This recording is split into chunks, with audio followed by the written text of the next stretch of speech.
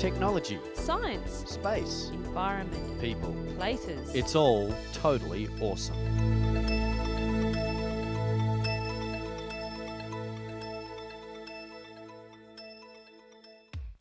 Welcome once again to Totally Awesome. On today's show, going to a bar. Not for a drink, but for a breath of fresh air. Keep your ears open because we'll be hearing all about artificial skin.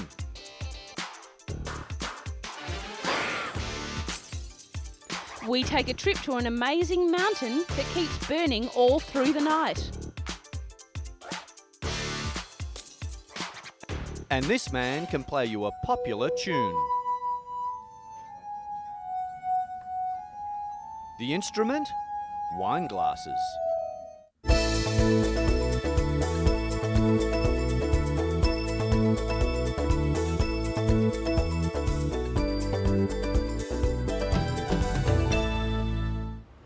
This is St Luke's Hospital in the north of England. Here, Professor Alan Roberts and his team are combining artistic and scientific skills to make carefully matched body parts to replace those that are diseased, damaged or have been amputated. It's here that science is at its best with the invention of artificial skin, which is made from biodegradable implants and leaves the body when it's no longer required. They've also developed tissue glue that allows wounds to be closed without sutures. Combined with modern keyhole surgery, where surgeons operate through small holes in the body, the glue means quicker wound healing time and shorter stays in hospital. In the future, scientists predict that it will be as simple as looking at the size of the wound and running the fluid across it. The wound would then close within 10 seconds. This technology would reduce infection, scarring, and would mean many procedures wouldn't need anaesthetic, especially on skin of small wounds. But it's making lifelike body parts for export to surgeons around the world that the department has gained its biggest reputation. An ear, nose or finger starts off as simple paste. Dyes are carefully added to make the skin tones match. Then the paste is moulded into the body part needed. The flexible material produces more natural looking results. They have even had success reproducing fingers that have some movement. There seems to be no limit to the body parts these gifted scientists can come up with. Gripping, isn't it?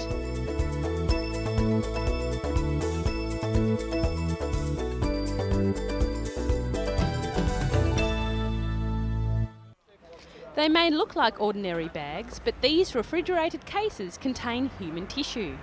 It has been donated by relatives after the death of a loved one. This particular tissue cannot be used in operations to replace somebody's damaged kidney or heart, for instance, but it can be of great value to medical researchers.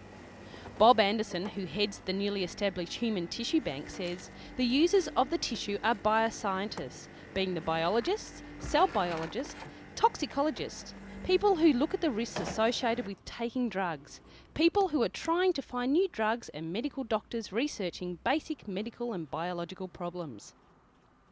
One problem is finding out how new drugs will affect us. By studying a drug's action on human liver enzymes, its effect on humans can be accurately predicted. But the donation of this human tissue is full of ethical dilemmas. That means that people feel that using human tissue is not the right thing to do. Previously, testing was done on animals to find out the cause and effect of drugs. It is thought that using the skin donations will reduce the need for this, while giving scientists the information needed before trying the drugs on live humans. Dr. Anderson hopes to encourage more people to think of donating their organs after death for medical research. It's a situation that everyone has to decide for themselves.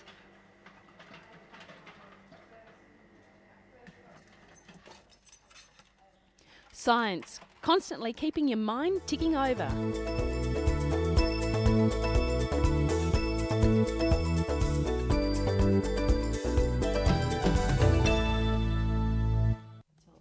This is 12-year-old Kristen Nugent. She suffers from epidermolysis bullosa, an extremely rare and painful genetic disease that means her skin is so delicate it blisters and tears at the smallest touch. The condition for Kristen is so bad that the skin on her hands blister constantly, eventually joining her fingers together like a mitten. Even scratching herself creates blisters. Every year, surgery is needed to separate and straighten her fingers, and skin from her legs has to be taken for skin grafts, leaving open wounds which take months to heal. As we have seen, science is working on developing ways to help people with skin disorders. Soon there will be new artificial skin on the market which could help Christian.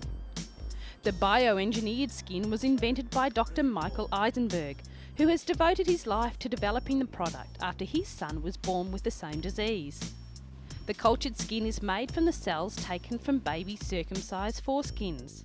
The cell culture is mixed with the synthetic material and then placed onto open wounds, speeding up the healing process. The proteins in the cultured cell encourage the body's own skin to heal quicker. It also produces stronger, more durable skin. While the cultured skin is not a cure for EB, because the disease is genetic, it should mean that the wounds will heal twice as fast, making life a little more pleasant for Kristen and others with skin problems.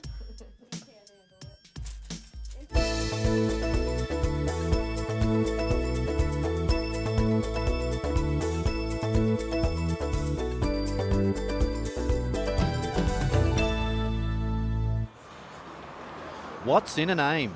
According to a professor of genetics at Oxford University, our names hold the key to our genetic makeup.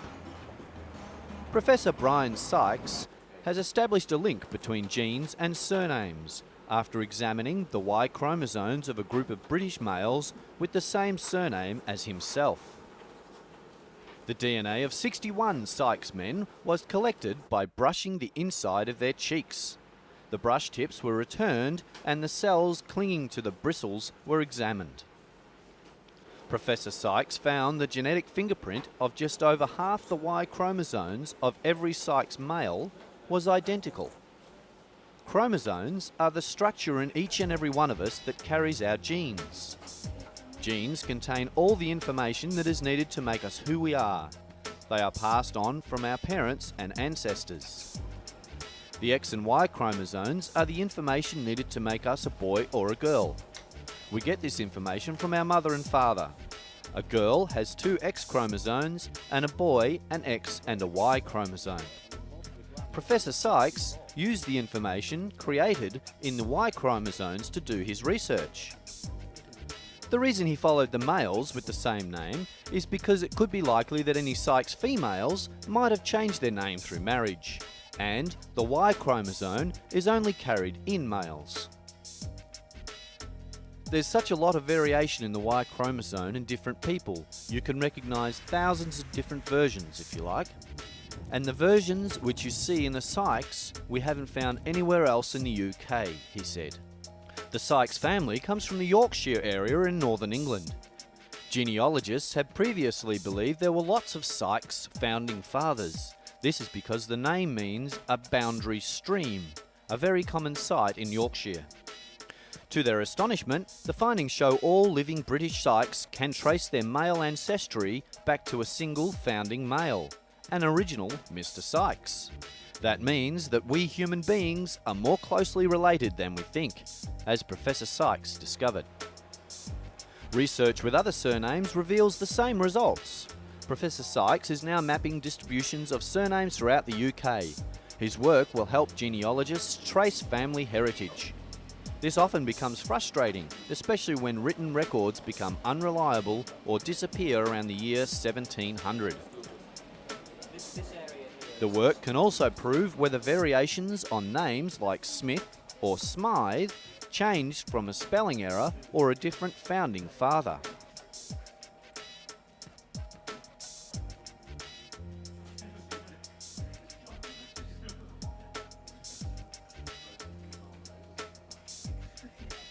Britain's Viking heritage is celebrated each year in York. With further research, Professor Sykes believes he will be able to distinguish a Viking Y chromosome from a Celtic one, giving historians a much clearer picture on how the country was originally invaded and populated, and what happened to the original Britons. Another spin-off is the newly established website, oxfordancestors.com, where genealogists tracing family trees branching to England can access a surname and have their own cheek cell DNA test done by post. So the next time you meet someone with the same last name, have a chat. They could be a relative from long ago.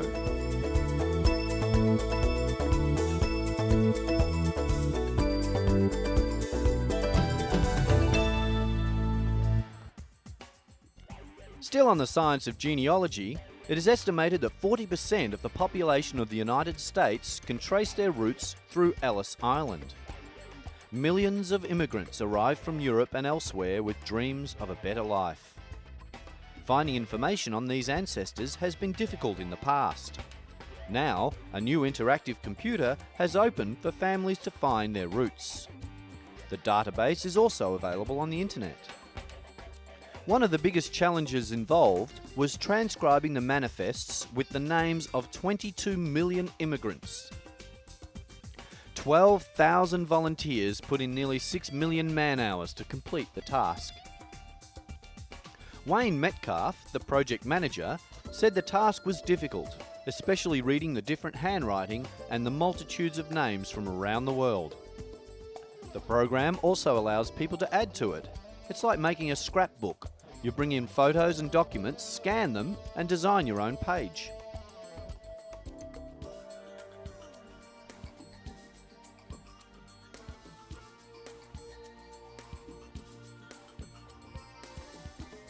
Felicita Gabaccio experienced Ellis Island firsthand when she emigrated from Italy with her family when she was 6 years old. She thinks the new centre helps link the present to the past. Millions of people from around the world now use the internet to trace their family history. The internet has built a link that makes all this information accessible. Give it a try, look up your name. It may open up a whole new window of interesting facts.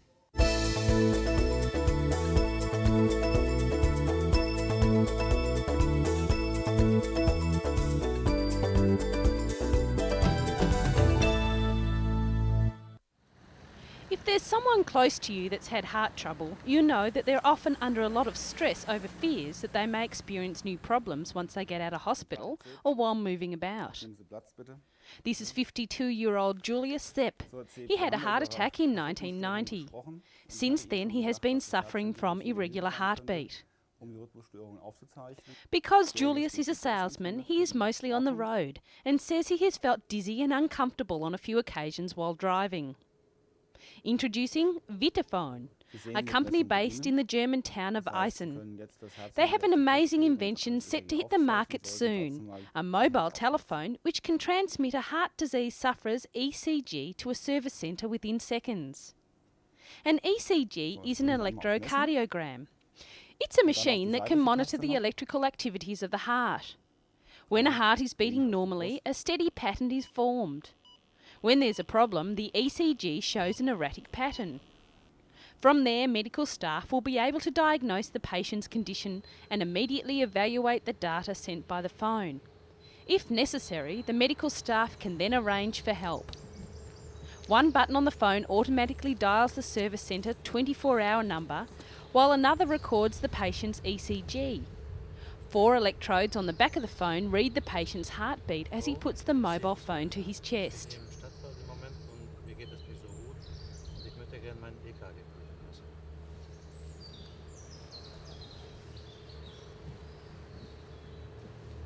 Moments later, the data arrives at the Vitaphone service centre and medical staff can then discuss the patient's condition.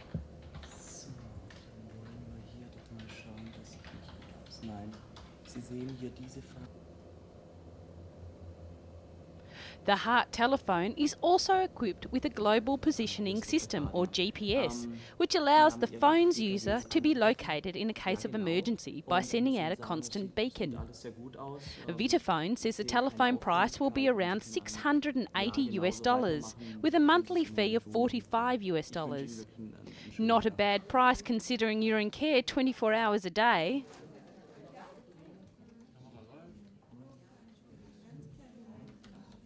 Julius says it's a relief knowing that he can just call up and have his heart checked without the fear of getting sick and having no one around to help.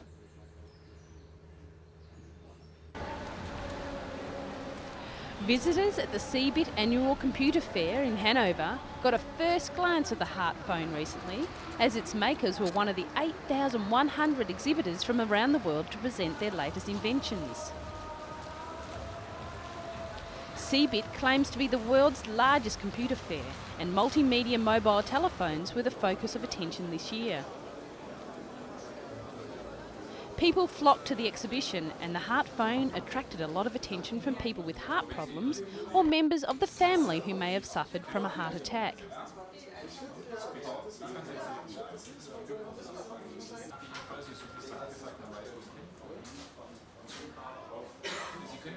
Markets like this one enable companies to display their inventions and give the consumer a better idea of what's becoming available.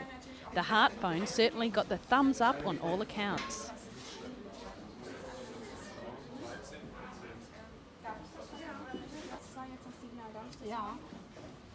I guess knowing your family or friends are safe and under a watchful eye is a big consideration for all of us. And this new phone uses technology and science to make that happen.